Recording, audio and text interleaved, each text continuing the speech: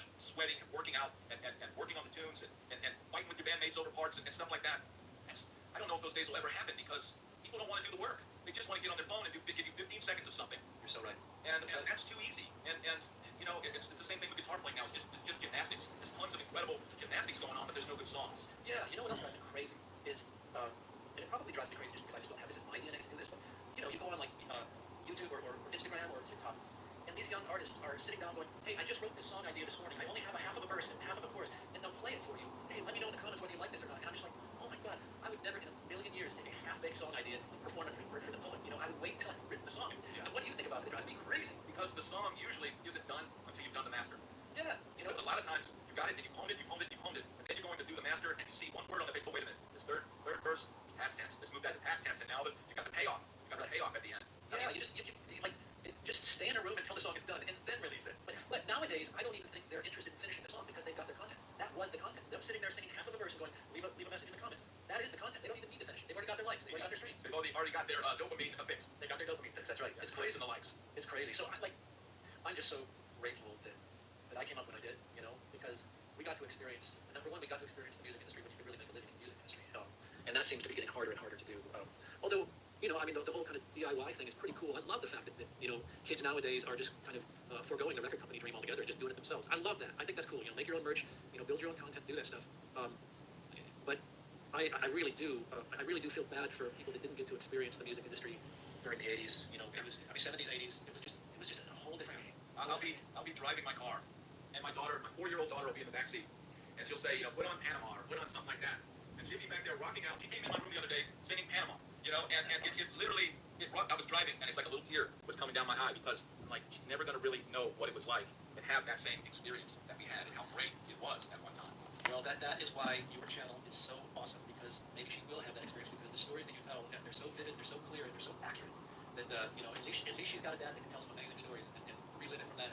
So she's got a leg up as far as that's concerned. Yeah, I have to look. You know how wild it was back in those days. And YouTube has limits as far as what you can get into. And frankly, there's some things just better left, you know, in the back of your mind. Yeah, better left for when the record button is not on. Yeah, but you know, it's a moment in time that nobody can really know what it was like unless they were there. Now, downtown Nashville right now is absolutely insane. There's 300 stages. Someone said the other day downtown.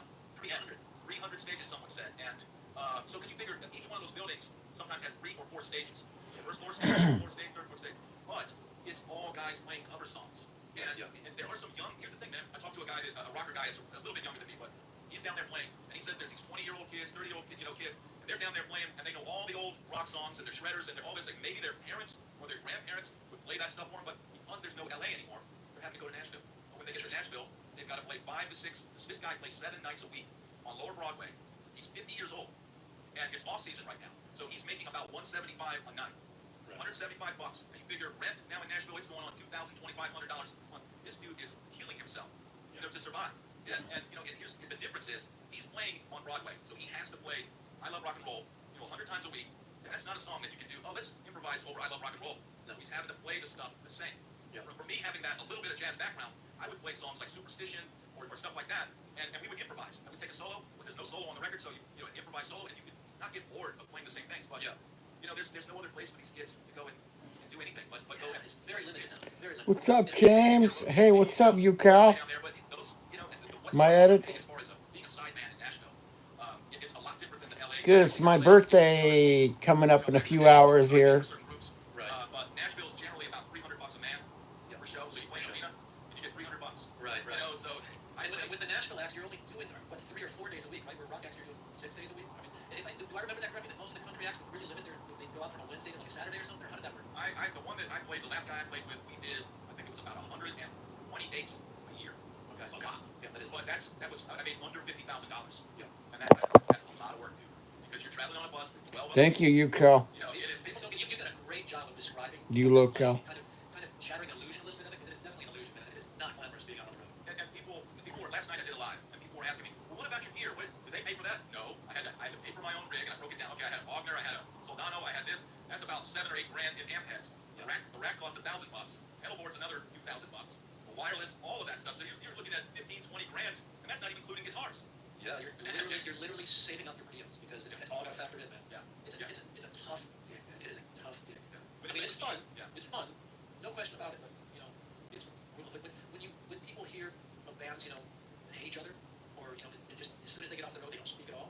You understand that after a while because it's just such an intense lifestyle. There's so many cool things about it. I don't think either one of us are complaining about it because we feel grateful to have gotten the opportunities that we've got. But that being said, You localtherian.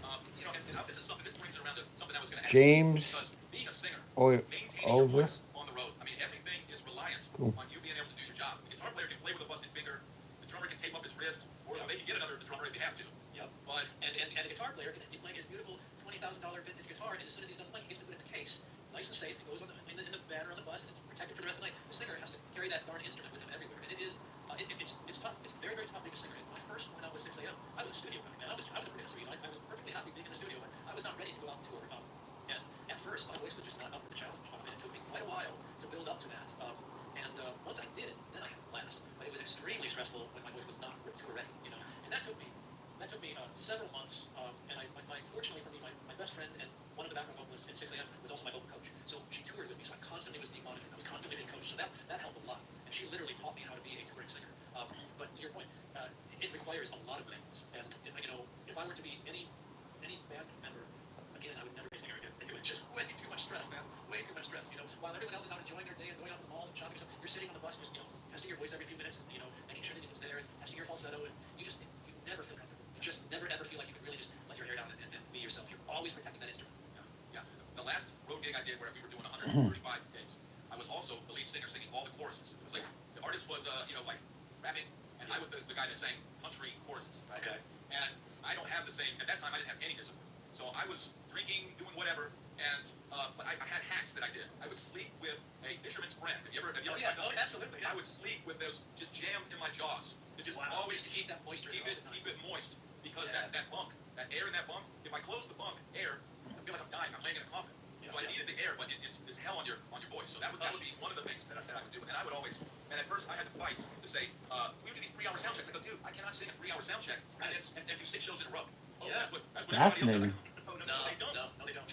And so I got him to wean it down to 2 songs at sound check, and I do my 2 songs, just barely do the 2 songs, and I'm done with the voice. And then I was fine. But I had to fight for that, dude. But you know what? That's a really good lesson to any up-and-coming singers that are listening.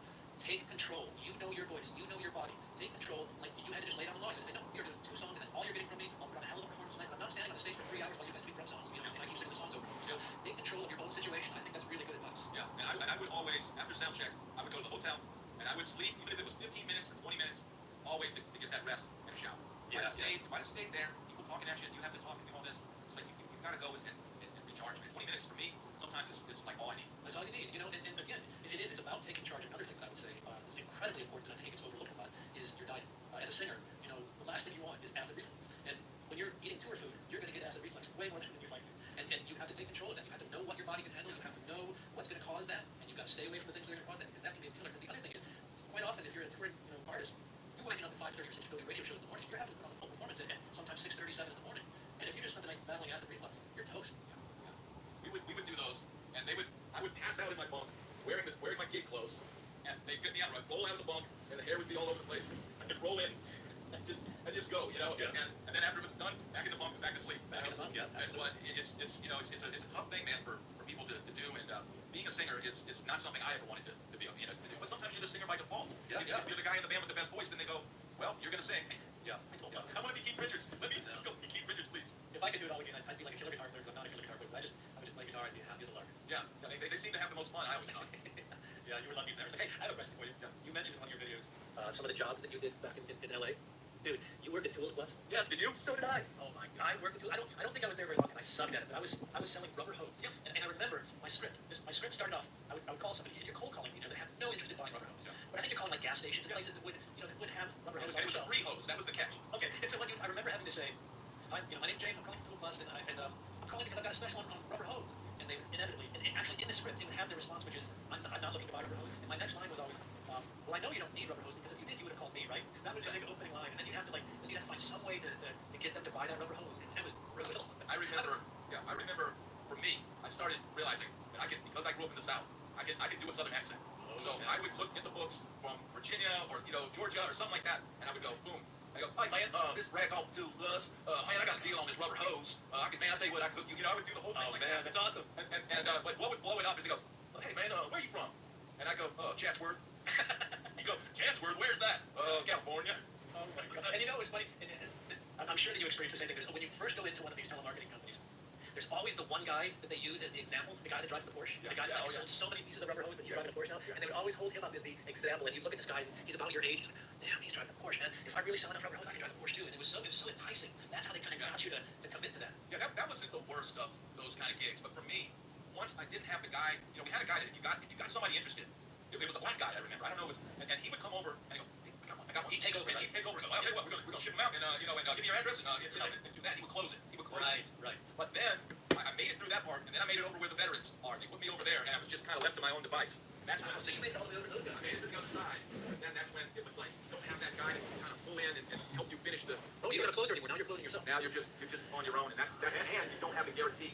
Right. You don't have that $220 or $150 or whatever it was. Now you're commission only. Commission only, and that was when it was like, okay, I can't, because it's a haul from Hollywood to Chatsworth. Oh yeah. That's a haul. That's crazy, man. We probably both sat in the exact same room. Yeah, it was like a brick building, and it had that little area that was like cubicles, and the guy that would roam around. I remember the guy in the office. I remember one time I pulled out my uncle ran a tire chain somewhere in Virginia. I think he was pretty high up, and so I said, hey, my uncle runs all these service stations. Can I call him? They go, sure. And then they were like impressed that I had somebody that was, wow, he is. Yeah, you showed some initiative. So he actually, bought some hose or whatever from me. It's like amazing. But those gigs don't last long because once you're on commission alone, it's like, yeah, I don't think to be honest with you, I don't think I made it 2 weeks. I don't think I even made it that long because I didn't have that natural voice that you have. I was just a fish out of water, and I probably never made one sale. I would imagine. I remember just the concept of, if I can make you a heck of a price today on post, go buy from me. Right. That kind of stuff. Like, so I would jokingly, if I could make you a heck of a price on this broken guitar, you'd buy from me today. Yeah, I just never had that confidence. I don't even think I knew what my objective was. I just knew that I was not going to last there for very long. But that's crazy. And then here's the other thing. We were on the same record label. We were label mates, and this is what I was trying to figure out because number one, well, now that I've watched so many of your videos, I can't tell if you're just familiar to me because of that, which is probably the case. But I feel like I don't know what you're writing, brother. At some point somewhere, and maybe it was back there at Beyond Records. It could have been. I remember, and this is how crazy things are. So we got brought in there by Philip Kovac. Philip, yeah, who was Alan's brother, right? Yeah. Alan was the head of the thing. I was in Nashville, and we had put together as a lark. We had put together a redneck rap group, like Redneck NWA. Right. Because I was the only one not afraid of my reputation, I became the lead rapper in the group because I didn't care if I cursed or I didn't have anybody telling me I couldn't do these things. Everybody else had jobs and things that they were worried about getting canned, and I was just living hand to mouth. So I figured, hey, if I can make a buck, I'll go do this. Yeah. And so Philip, we had gotten flown out to LA by Jimmy Iovine and did the Farm Club TV show. But Jimmy passed because I think we were too hardcore, and there was nothing that could have been radio play at all. Right. And it was like we were trying to be the white NWA, Right. And so Philip said, somebody had brought the record to Philip, and Philip said, well, why did Jimmy pass? And I told him, I was still good at selling it, so Philip brought it to Alan, and then they decided to go ahead and give us a small deal, very small deal. Yeah. They flew us out to LA, and I remember them saying, check out this guy, James Michael. And I think I had the CD and the whole thing. And I read this dude. So this is probably around what, 2000 or 99 or something. I feel like this was 99 or 2000. Yeah. Yeah. So I remember you from back then. So I followed. So I knew that I could tell you got hooked up with the Motley Crue guys because you wrote songs for New Tattoo. Yeah. And we kind of follow along, even though Beyond Records folded shortly after we got our check. The label folded. Oh, so you didn't even release a record on Beyond? We didn't. They signed us. They gave us a check, and then it was like. What do you guys? Was it a $15,000 check? I think it might have been a little bit more than that, but not much. My deal was only 15 grand. Well, we had two but guys. You were a band, yeah. So okay. Two guys. Right. So maybe it was 30. It might have been 24. Right. It might have been. But you know what?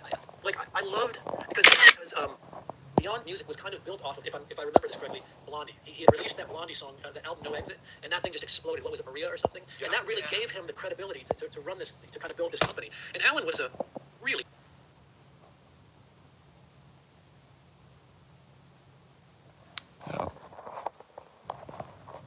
Okay. Sorry about the disruption. The corruption.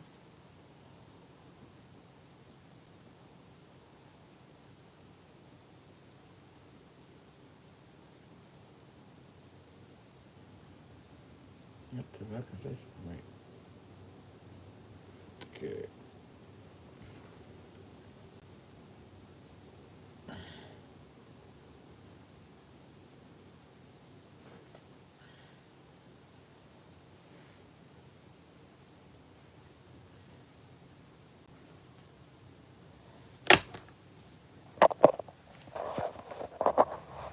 When there's something on here and I don't know what it means, I'm going to take it off, so. When there's something on here and I don't know what it means, so I'm gonna take it off. So no offense, but I don't like mysteries.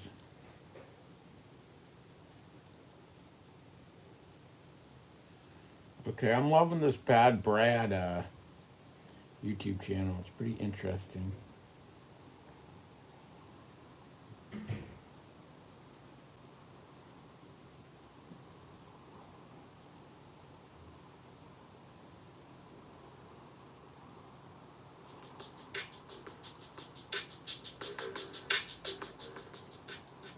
Yo, my name is Brad, and my rhymes are really not good. A lot of other rappers try rhyme, but I don't give a fuck cause I don't have the skills in the studio.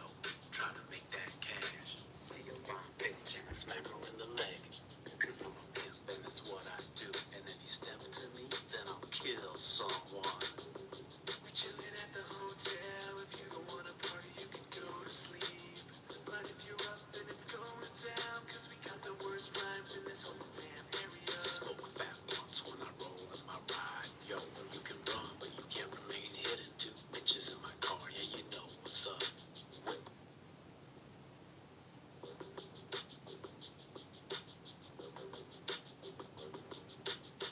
Yo.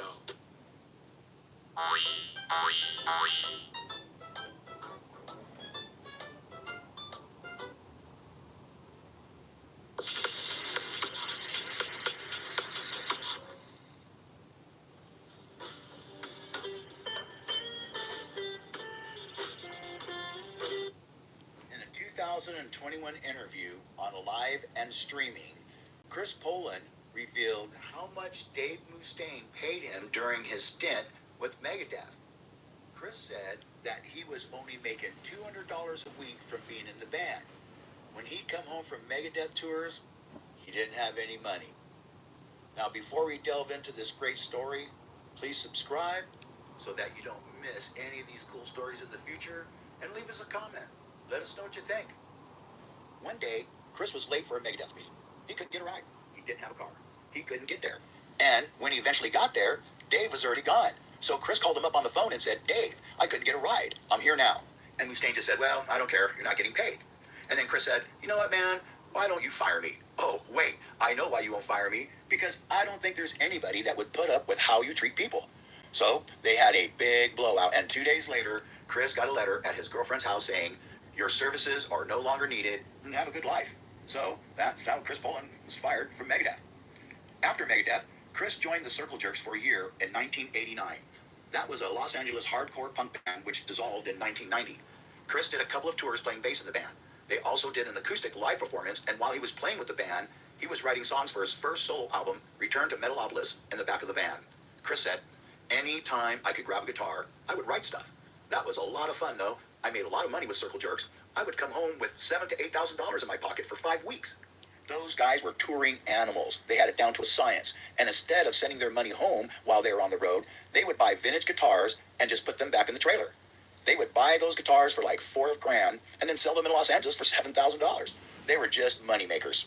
Chris also added, one thing I did learn was, if you go out in a van with a trailer, you're going to make a lot of money instead of taking a bus and a truck. And according to Dave Mustaine, these days buses are generally between $5,000 to $10,000 a week, because that includes fuel and the driver and his hotel. Sometimes you have to do double drives in Europe. So, in 1989 and 1990, Dave Mustaine was looking for a guitar player. There were many guitar players, but eventually he asked Chris Poland to rejoin Megadeth because Chris is an amazing guitar player. According to Chris, he wanted to come back, but he had already a record deal to record his first solo record, Return to Metalopolis. And check it out, guys, a beautiful record. Poland recorded solos for demos for Megadeth, Rust in Peace album, and Mustaine paid him royalties for the recording. But eventually, he did not rejoin Megadeth, and Marty Friedman got the gig. Chris actually had a deal with Capitol Records, and Megadeth was on Capitol as well. But after Chris turned down the Megadeth offer, he lost his deal with Capitol, but suddenly he got a deal with Enigma Records, a subsidiary of Capitol. To make Chris feel better, they gave him an extra $50,000. In 2004, Chris rejoined Megadeth one final time, and they recorded the album, The System Has Failed. Then, Chris filed a lawsuit against Mustaine regarding the use of 3 Rust in Peace demos on the album's reissue without Poland's permission. Chris Poland explained in an interview that he tried to call Dave Mustaine and his manager many times, but he never heard back from them. The last time he called Mustaine, he said, "Hey, man, if you don't call me back, I'm going to call my lawyer, and we're going to have to get into it." Then the manager called Chris back and said, "You played just a couple of solos. So what?" And Chris says, "What do you mean, so what?" The manager said, "Well, Dave thought you would do it for the fans." Chris said, "Okay, is everybody else that played on the demo doing it for the fans? Are they getting paid?" And the manager said, "Chris, that's not the point." Then Chris said, "Listen, man, we have to do something here. I'm not just going to walk away. I love the fans, but I'm just not going to do it. If everybody else is getting performance royalties for this, I want one. I want everybody to know that it wasn't a nuisance suit. It wasn't anything like that. I made every attempt to work it out, and they just ignored me." So, eventually that ended Poland's professional relationship with Mustaine and Megadeth.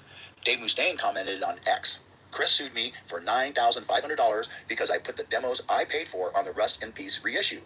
It's called a nuisance suit, and he sold out our friendship for 4 figures. I'll always appreciate him being in Megadeth, but not as much as I do him not being in Megadeth."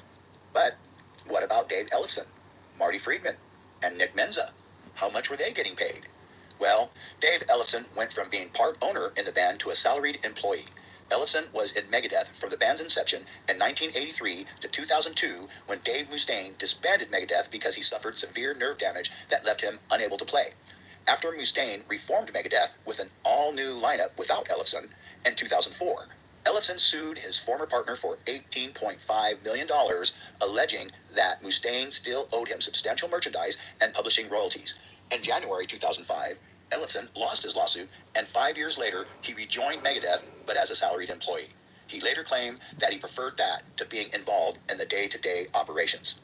In 2014, Dave Mustaine called Marty Friedman and Nick Menza to do the reunion of the Rust in Peace lineup, but it didn't work because both Marty and Nick were upset with Megadeth's salary offer. In his autobiography book, Dave Ellefson claimed that the Rust in Peace reunion failed because Nick was asking $7,500 per week, which was about twice as much as what Ellefson was making, plus his own endorsements. And Marty was asking twice as much as what Nick was asking, so about $15,000 per week, plus other demands. So we can assume Ellefson was making $3,000 to $4,000 per week. People say that Dave Mustaine paid Dave Ellefson $150,000 annually, so yes, $3,000 per week, it's $156,000 annually. Rumor has it that they offered Marty Friedman $1,200 a show, and Marty was asking $4,000 a show. In his autobiography, Dreaming Japanese, Marty Friedman reflected on the salary offer Megadeth made for him, and this is what he said. "Let's just say he wasn't even in the ballpark. Hell, he wasn't even in the parking lot for the ballpark. The amount they offered was right around the first salary I got when I joined Megadeth in 1990. If I'd had any idea they would lowball me like this, I would have never met with them in Anaheim, California. Had I taken that offer, I would have been paid less in a week than I made in a normal day in Japan. I was stunned and angry and told them I couldn't even consider it. I made a counteroffer, which was the bare minimum I could accept, and far less than I have received from any of the artists I've toured with in Japan. I was willing to take the financial hit because a reunion tour with Megadeth, opening for Iron Maiden, could open doors for me again in America, and what followed could be a bigger tour than anything we had previously done. Even if they met my rate, the tour would have been a huge windfall for them. They easily could have agreed to that, and the reunion would have been on. But they said I wanted too much money." And Marty added, "I was happy with my career in Japan, doing what I loved, making real money without the kind of drama that comes with Megadeth. They didn't even acknowledge they had just lost their guitars and drummer and needed me more than I needed them. When I got over my initial anger, I was puzzled and sad." According to Marty Friedman, part of the reason he turned down the Megadeth reunion is the fact that the group is largely seen as Mustaine's solo project, with members coming and going every couple of albums. He said, "Had it been more of a band situation and not such a one-man Dave Mustaine main man party, I might have considered doing it for a little less. But at the end of the day, Megadeth is so much Mustaine because that's the way he engineered it. I didn't feel that kind of camaraderie. The four-man diamond, the Beatles, Kiss, Metallica. I felt like I would be going out there and tour, and it was going to be Mustaine's big success. If I'm going to do that, I'm certainly not going to lose money to do that. I was doing great on my own in Japan." Dave Mustaine told Loudwire that he dropped the idea of the Rust in Peace reunion after Marty's financial demands. And here's what Dave said. "Marty has a really successful career in Japan where he makes quite a lot of money. And this is the part where I thought it was a little weird, where he said that he has to pay all his team while he's gone instead of just himself. because I thought we'll pay you what you were making, so that's switching horses in the middle of the river. It's no big deal unless you fall off. And then when we found out that he wanted to sell his merch, his this, his that, his this, his that, then he wanted this crazy amount of money and he wanted to fly first class everywhere. I said to our management, I can't deal with this. Nick Menza was also offered to rejoin Megadeth in 2014. He started working out new tracks with the band, but he quit after he was offered a contract he described as very unfair. A year and a half later, in May 2016, Nick died after suffering a heart attack during a concert with OHM, Chris Poland's band. Nick once said, while being in Megadeth, I don't want to play anything heavier than that because I want to live to be 60. He died at the age of 51. So, Dave Mustaine is essentially the... やってみたい仕事決まった？迷うの。決めた。私はどうしよう。 Hey everybody, it's my pleasure to welcome my dear friend Marty Friedman to the studio. Marty, what's up? Great to be here, man. It's been a while. It's my first time here. It's been way too long. Yeah, welcome. It's so great to see you in person. Likewise. Last time I saw you was on video, and before that, when you were in town visiting, you were playing here, but your sister lives here in Atlanta too. That's right. Yeah. The real time I was on the bus way back. Way back. And I was getting schooled in all things jazz and pop and everything to lead me away from the world of metal. But now you're back in metal. You never really leave. I never left it, but No. you can never have enough knowledge. True. And that knowledge has taken me a long way. So tell me what you've been doing for the last couple of years. I know you're working on a new record right now. We were just talking about that. And when do you think that'll be out? Probably end of next year. Okay. I'm going to do a lot of touring this year. Right now I'm on tour. And since there was 3 years where I didn't come to America because of the pandemic, Yep. I really want to get back and play for new people. So I'm planning to do a lot more supporting and playing for different audiences. Maybe people who might know my name, but wouldn't necessarily leave the house to come see me because they don't know anything about my music. And so that's what this tour has been about. It's been fantastic. And we're going to do some more shows in Japan and then play the Wacken Open Air Festival in Germany. Hopefully come back to America and support more. And just one fan at a time, man. It's very guerrilla warfare, but I'm loving it. The tour has just been a blast. Marty, how long have you been in Japan now? How long have you lived there? Almost 20 years. Man. Yeah. That's crazy. I remember when we talked about this way back, we were talking about how you learned to speak Japanese when you were on tour with Megadeth, right? Right. You did some correspondence course? Yes, I did correspondence courses with the University of Oklahoma, of all places. Unbelievable. Yeah. So by the time I moved to Japan, I was like fluent or pretty close to it. Yeah. And then when I moved, I've been there a long time. And you completely immerse yourself because no one speaks English, especially no one in the fields that I was trying to get into. And so I'm always the only one there who's American and always the only one there who speaks English, really. Okay, do you think in Japanese? You do, As a probably, matter right? of fact, yeah. Even now I'm on tour in America, but my band is all Japanese, the staff is all Japanese, so we're in this Japanese bubble. Right. And it's just a weird thing, you think in Japanese, and then when I'm on stage I have to speak in English. Sometimes it's like, screw it, I'm going to speak in Japanese.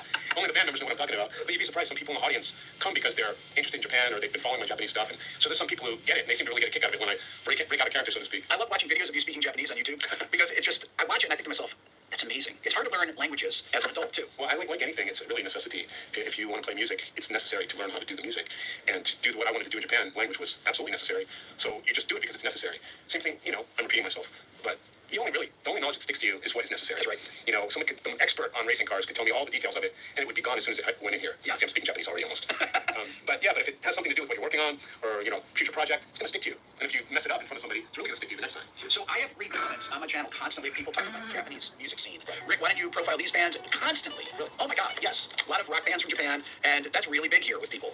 So tell me about the music scene there and how it differs from here. As it relates to guitar, Yeah. the first way to start is Yeah. guitar fits in all kinds of genres over there. Unlike here, I don't think the guitar is in the top 10, 20 songs. Or if it is, it's like really cool stuff, but it's Last week it was in one song in the top 10. Really? Was it really? Yeah, actually, I did a video on the top 10 and there was only one song that had a I'd be guitar. willing to wager that the top 10 in Japan, they all have guitars. Okay. And many of them difference. It's a huge difference, and many of them have solos. And many of them are distorted, but it's not metal necessarily. And traditional metal, it's kind of the same as it is here. It's like it's got its fans, but it's not in the mainstream. But people love the sound of metal guitars in Japan, so it fits in the pop music world. It fits in dance music. It fits in idol music. It fits in adult music. It fits everywhere. And I have my own theory of why that is. Okay. Japanese people are able to accept the distorted sound of a guitar at any age, from little kids to really, really old people, because of the traditional Japanese instrument, the shamisen. Okay. You know that 3-string instrument? Yeah. There's like a little lever on the top of that if you switch it, it makes the string sound really scratchy. And very much like a distorted guitar. Right. And if you look up something called Tsugaru Shamisen, that's like a bunch of people playing guitar licks type of thing in unison on these shamisen. It's very guitarish. This has been passed down through generations, so old people are not afraid of hearing distorted guitars. I don't know how it is now because everybody's grown up now. Right. But when you and I were kids, a distorted guitar would throw someone over 30 into a fit. No way, I can't listen to it. So here you've got people like in their 80s just completely grooving on the sound of a distorted guitar.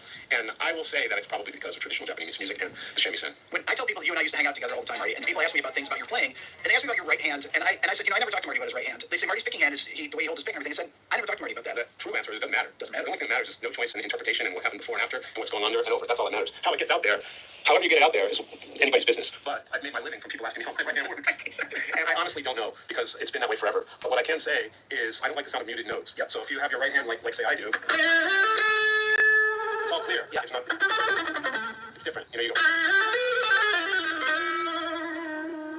you interpret. You interpret the notes, and by keeping my hand this way, I'm letting the string ring to its fullest. And then you get to hear more of the pitch, more of the intended note, and that type of thing. Marty, how do you think about lines like that? You play such interesting melodic ideas. I know that you just hear it this way. Right. You just kind of have your own vocabulary of how you like to hear things. Can you talk about that a bit? There's probably a lot of great teachers who can explain it better than I could, but I think you have to hear it before you can really interpret it. There's a lot of people with great finger dexterity at a young age, and they're playing stuff that's really cool because their fingers are doing it.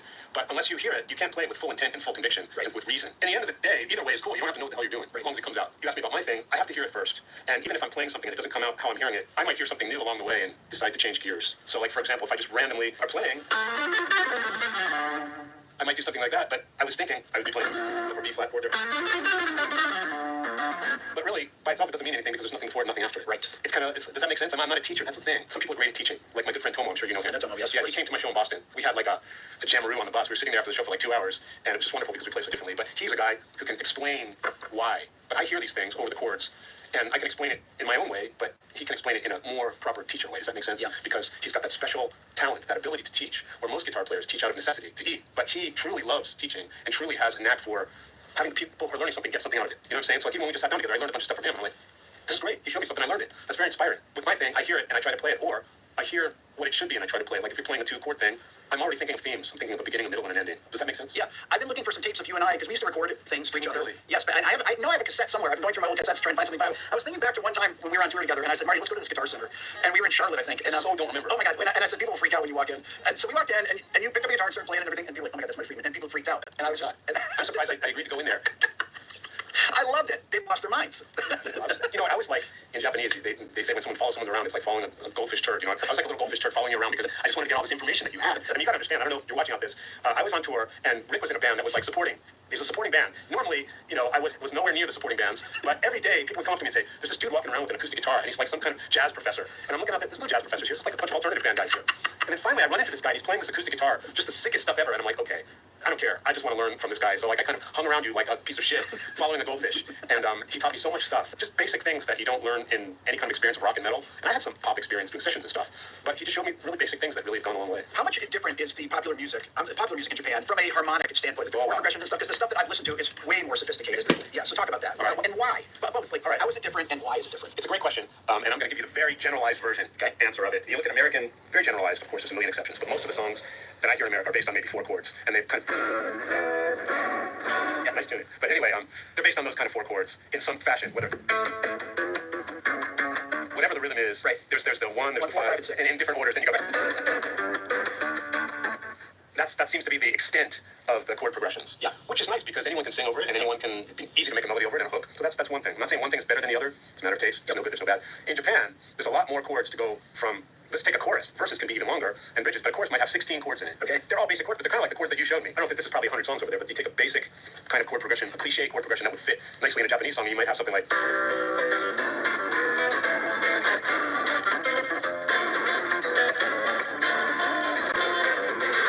Turnaround. But that's very simple, right? In the 70s, that's what it was like here in America, Yes, too. that's right. You do that, and of course the verses are different, and there's a lot of key mods. And I love key mods. So you say you end this chord progression of this cliche song, we just...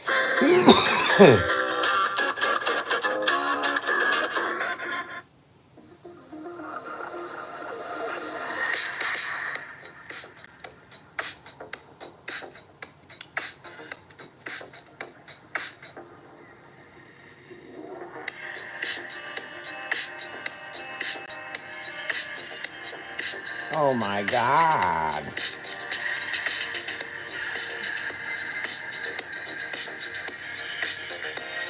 Okay.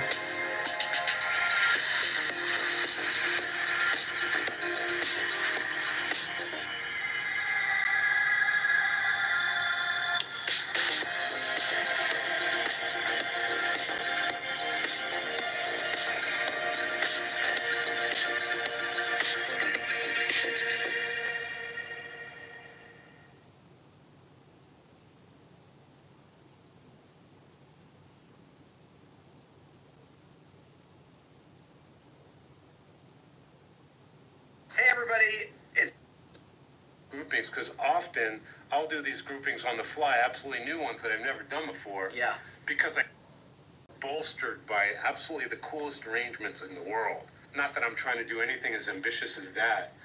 Anyone can sing over it, and anyone can. It'd be easy to make at a young age, and they're playing stuff that's really cool because their fingers are doing it. But unless you hear it, you can't play it with full intent and full conviction and with reason. In the end of the day, either way is cool. You don't have to know what the hell you're doing, as long as it comes out. You ask me about my thing, I have to hear it first. And even if I'm playing something and it doesn't come out how I'm hearing it, I might hear something new along the way and decide to change gears. So, like, for example, if I just randomly are playing, I might do something like that, but I was thinking I would be playing over B flat or but really, by itself, it doesn't mean anything because there's nothing before, nothing after it. Right. It's kind of, does that make sense? I'm not a teacher. That's the thing. Some people are great at teaching. Like my good friend Tomo, I'm sure you know him. Yes. Yeah, he came to my show in Boston. We had like a jammeroo on the bus. We were sitting there after the show for like 2 hours, and it was just wonderful because we played so differently. But he's a guy who can explain why. But I hear these things over the chords, and I can explain it in my own way, but he can explain it in a more proper teacher way. Does that make sense? Yeah. Because he's got that special talent, that ability to teach, where most guitar players teach out of necessity to eat. But he truly loves teaching and truly has a knack for having people who are learning something get something out of it. You know what I'm saying? So like even when we just sat down together, I learned a bunch of stuff from him. I'm like, this is great. You showed me something, I learned it. That's very inspiring. With my thing, I hear it and I try to play it, or I hear what it should be and I try to play it. Like if you're playing a 2-chord thing, I'm already thinking of themes. I'm thinking of a beginning, a middle, and an ending. Does that make sense? Yeah, I've been looking for some tapes of you and I because we used to record things for each other. Really? Yes, but I know I have a cassette somewhere. I've been going through my old cassettes to try and find something. But I was thinking back to one time when we were on tour together, and I said, Marty, let's go to this Guitar Center, and we were in Charlotte, I think. And I so don't remember. Oh my God! And I said, people will freak out when you walk in. And so we walked in, and you picked up a guitar and started playing and everything, and people were like, oh my God, that's Marty Friedman, and people freaked out. And I was just, I'm surprised I agreed to go in there. I loved it. They lost their minds. You know, I was like, in Japanese, they say when someone follows someone around, it's like following a goldfish turd. You know, I was like a little goldfish turd following you around because I just wanted to get all this information that you had. I mean, you gotta understand, I don't know if you're watching out this. I was on tour, and Rick was in a band that was like supporting. He's a supporting band. Normally, you know, I was nowhere near the supporting bands, but every day people would come up to me and say, there's this dude walking around with an acoustic guitar, and he's like some kind of jazz professor. And I'm looking out there, there's no jazz professors here, it's like a bunch of alternative band guys here. And then finally I run into this guy, and he's playing this acoustic guitar, just the sickest stuff ever, and I'm like, okay, I don't care. I just want to learn from this guy. So like I kind of hung around you like a piece of shit, following the goldfish. And he taught me so much stuff, just basic things that you don't learn in any kind of experience of rock and metal. And I had some pop experience doing sessions and stuff, but he just showed me really basic things that really have gone a long way. How much different is the popular music in Japan from a harmonic standpoint, the chord progressions and stuff? Because the stuff that I've listened to is way more sophisticated. Extremely. Yeah. So talk about that. All right. And why? But both. Like, All right. how is it different, and why is it different? It's a great question, and I'm going to give you the very generalized version answer of it. You look at American, very generalized, of course, there's a million exceptions, but most of the songs that I hear in America are based on maybe 4 chords, and they kind of... Yeah, nice tuning. But anyway, they're based on those kind of 4 chords in some fashion, whatever the rhythm is. Right. There's the 1, there's 1, the 4, 5, 5, and 6. in different orders. Then you go back. That seems to be the extent of the chord progressions. Yeah. Which is nice because anyone can sing over it and anyone can, it'd be easy to make a melody over it and a hook. So that's one thing. I'm not saying one thing is better than the other. It's a matter of taste. There's no good, there's no bad. In Japan, there's a lot more chords to go from. Let's take a chorus. Verses can be even longer than bridges, but a chorus might have 16 chords in it. Okay, they're all basic chords, but they're kind of like the chords that you showed me. I don't know if this is probably 100 songs over there, but you take a basic kind of chord progression, a cliche chord progression that would fit nicely in a Japanese song, and you might have something like.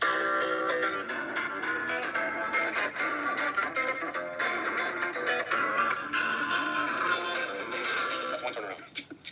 But that's very simple, right? In the 70s, that's what it was like here in America. Yes, too. that's right. You do that, and of course the verses are different, and there's a lot of key mods, and I love key mods. So they say you end this chord progression of this cliche song, we just.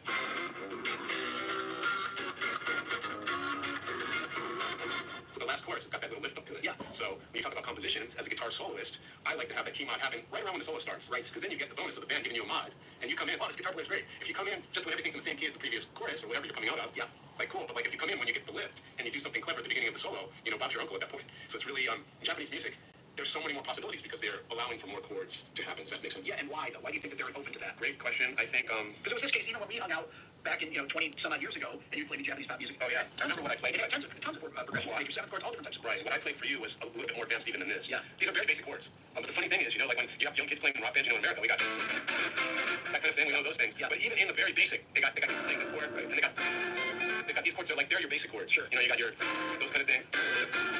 They've got basic. This is all page 1 jazz stuff. It's not even jazz. I don't know what you call it. It is jazz. It is jazz stuff. Day 1 stuff. Like their day 1 stuff is based on this type of thing, and our day 1 stuff is more from rock and roll, like Chuck Berry and stuff. Yeah. Which is great. I mean, it's all great. Yeah. The best thing is to have all of it and choose what you like. Right.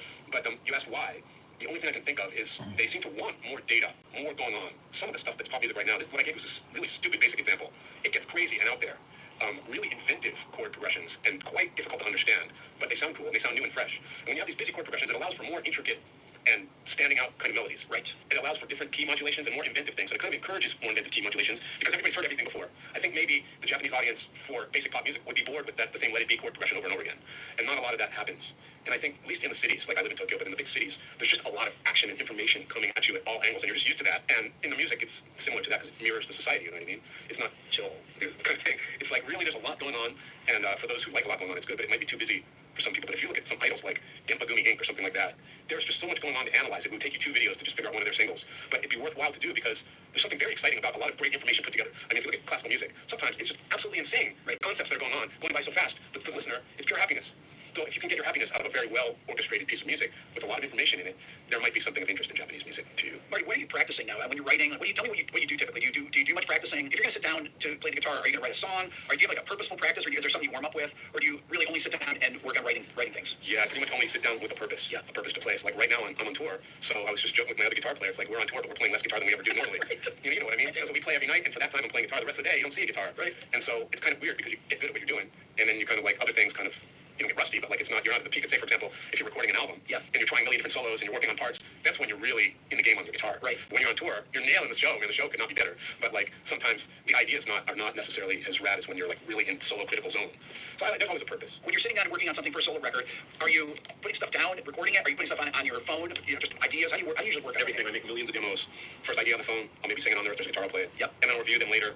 And you just have to have themes. If you know my music, it's all themes and how to like get people to invest their hearts in that theme. How do you do that with instrumental music? But then you listen to something like West Side Story, and of course there's lyrics and vocals, but those themes are bolstered by absolutely the coolest arrangements in the world. Not that I'm trying to do anything as ambitious as that, but I try to make melodies memorable like that. So how do I actually do it? I start by making a demo, and then I try it in a different key, and then I try it with different mods, and I try to put a solo section in and build on it, as long as I have a cool melody to start with.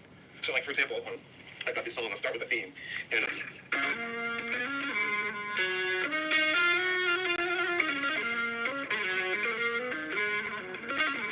that type of melody. So if that's the melody, okay, I'm going to do this like 3 times in the song probably or more, but how do I make it interesting? I'm right, I've got the chords behind you, can't really tell what's going on, but like, so I start off in F sharp, right?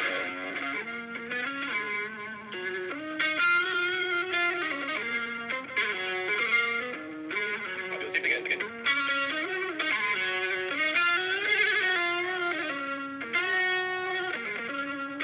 So to resolve this long melody, there's like a lot of chords like I told you in the Japanese song behind it. Yeah. So then, okay, I'm here, I'm in F sharp, right? Okay, I've been in F sharp for a long time. So let's start with a key mod there. So like, resolve on the root. See what I'm saying? It's like I went to. So it's a really basic cliche chord progression, but that cliche chord progression sounds great after a completely unrelated cliche chord progression. Are you always put a lot of emphasis, though, on the phrasing, the particular ways that you will state your melodies in your songs and your solo records? Every note kind of has its own character.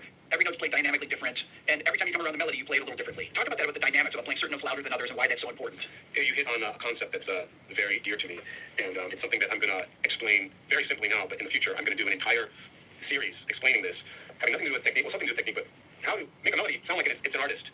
And how I play it is going to sound like me, but how exactly do you make it sound like you? Right. And what I'm going to tell you now is going to hopefully help people decide that. Like, say I have this melody here that I just played. So that's different from how I just played it. That's right. Same notes. Yep. So how many options do we have here on the guitar? About 1 million, right? Yep. So let's start with the simple, the very beginning. So that's one way to do it. Or you could... Knowing the difference between those two things is what's going to make you the difference between a player and an artist. Right. You know what I mean? Wow. That's so well put.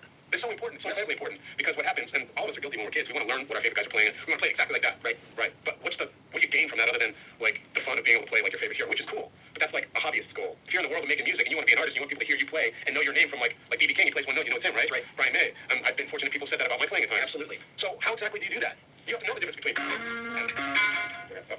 See, my hair is a big influence. If you have hair that stands on the strings like this, you will have that sound. But if you go, they're all completely different. And when you're recording these things, you're the one who has to decide. Right. And so this is like a 2-second phrase. An album is like 45 minutes. Do the math. It's a lot of thinking and it's a lot of decisions. But every one decision is important. So like take the next line there. That's simple, but you could go. Do I go? Every single thing is a chance for you to put your stamp on it, and you make the decision. How long do I want to do this? How long do I want to hold this note out? Do I want to end this note here? The sooner you get in the subconscious habit of always choosing those things, next thing you know, you're going to be making choices that only you can make. I mean, Marty, I can tell you're playing I recognize you're playing from one note. I just do. Your solo playing, too, is just so original, your style. It's always been that way, ever since I've heard you play. I mean, in the last 40 years. I mean, I didn't want to say that. You know, it's like, I can recognize you're playing, like, instantly. Why is that? I think it was a conscious effort when I was little, but like as I grew up, it became an unconscious habit to discard things that I've heard other people do. If I've heard someone else do it, I might want to learn it because I think it's interesting and hopefully I can get something from it. But always through your filter, though. It winds up through my filter. Yes. Either because I'm not good enough to play like that guy, like if somebody showed me... That's not the case, but yeah. Well, it could be. Like, for example, if Alan Holdsworth, I remember meeting him, he showed me this big piece of paper with pluses and triangles and stars, and I couldn't get any of it. But like, for example, if he showed me one of his phrases, yeah, and he showed it to me, and I learned like 2% of it, that 2% of it would be something that I might make my own. See what I'm saying? It's like you can learn from others, but don't, and when you're a kid, you have that pressure. I want to learn it all perfectly or else it's not worth anything. No,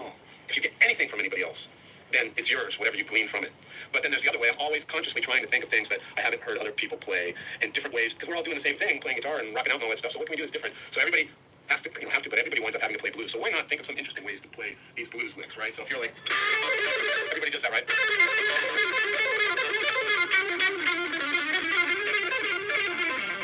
Why not